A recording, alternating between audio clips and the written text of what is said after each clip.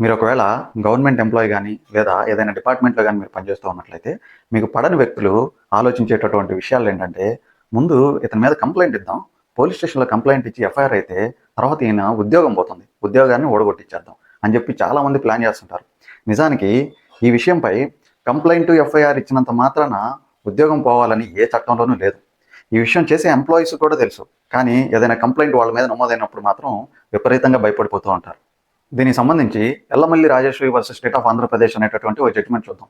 ఈ జడ్జిమెంట్లో పిటిషనరు హైకోర్టును అప్రోచ్ అయింది. ఏమనంటే, నా మీద ఫ్యామిలీ డిస్ప్యూట్స్ కింద కేసు నమోదైంది. దానికి సంబంధించి మా రెస్పెక్టివ్ అథారిటీస్ నాకు షోకాస్ నోటీస్ ఇచ్చాయి. షోకాస్ నోటీస్లో నేను క్లియర్గా వాళ్ళకి ఎక్స్ప్లెయిన్ చేశాను ఏ పరిస్థితుల్లో కంప్లైంట్ నమోదు చేయబడింది అని చెప్పేసి. అయినప్పటికీ కూడా వాళ్ళు నా ఉద్యోగం తీసేశారని చెప్పి పిటిషన్ హైకోర్టులో వేసింది. హైకోర్టు ఏం చెక్ చేసిందంటే, ముందుగా ప్రాబ్లం ఏంటో చెక్ చేసింది. అది ఫ్యామిలీ రిలేటెడ్ డిస్ప్యూట్స్. ఆ ఫ్యామిలీలో ఈవెన్ కూడా వన్ ఆఫ్ ది మెంబర్ అవడం వల్ల ఈవెన్ కూడా అక్యూజ్డ్గా చేర్చారు. కంప్లైంట్ కట్టారు. ఎఫ్ఐఆర్ నమోదైంది. కేసు ట్రయల్లో ఉంది. కానీ ఆమె పనిచేసేటటువంటి రెస్పెక్టివ్ అథారిటీ డిపార్ట్మెంటు ఆమెకు ఇచ్చినటువంటి షోకాస్ నోటీస్లో ఆమెను ఎందుకు తీసేయకూడదని ఎక్స్ప్లెనేషన్ మాత్రమే అడిగింది. ఎక్స్ప్లెనేషన్ ఏమి ఇచ్చింది. తర్వాత వాళ్ళు చివరిగా ఆమెను ఉద్యోగం నుంచి తొలగించే సమయంలో వాళ్ళు రాసింది, షోకాస్ నోటీస్లో రాసినటువంటి విషయంతో పాటు ఈమె ప్రొఫెషన్లో మిస్లీడ్ చేస్తూ కొన్ని ఆప్షన్స్లు కూడా ఉన్నాయని చెప్పి మెన్షన్ చేస్తూ ఆమె ఉద్యోగం నుంచి తొలగించారు.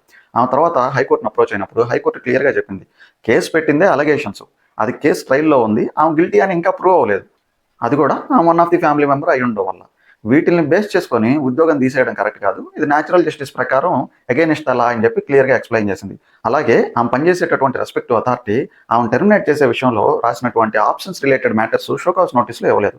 కాబట్టి దాన్ని బేస్ చేసుకొని జాబ్ తీసేయడానికి లేదని చెప్పేసి క్లియర్గా చెప్పింది. సో గవర్నమెంట్ ఉద్యోగస్తులకైనా, డిపార్ట్మెంట్లో పనిచేసే వాళ్ళకైనా చెప్పేది ఏంటంటే, మీ మీద ఎఫ్ఐఆర్ కంప్లైంట్ నమోదైనంత మాత్రాన అందులో ఉండేది అలిగేషన్సే. మీరు ఇమ్మీడియట్గా కన్విక్టెడ్ పర్సన్ ఏం అయిపోరు. కోర్టులో కేసు అనేది ట్రయల్ అవుతుంది. దాన్ని బేస్ చేసుకొని మీ ఉద్యోగాలకు ఎఫెక్ట్ అవుతాయే కానీ కంప్లైంట్ ఇచ్చినంత మాత్రాన ఉద్యోగం పోతుందని చెప్పేసి మీరు భయపడాల్సిన పనే లేదు. మీ ఉద్యోగాలు మీరు ప్రశాంతంగా చేసుకోవచ్చు.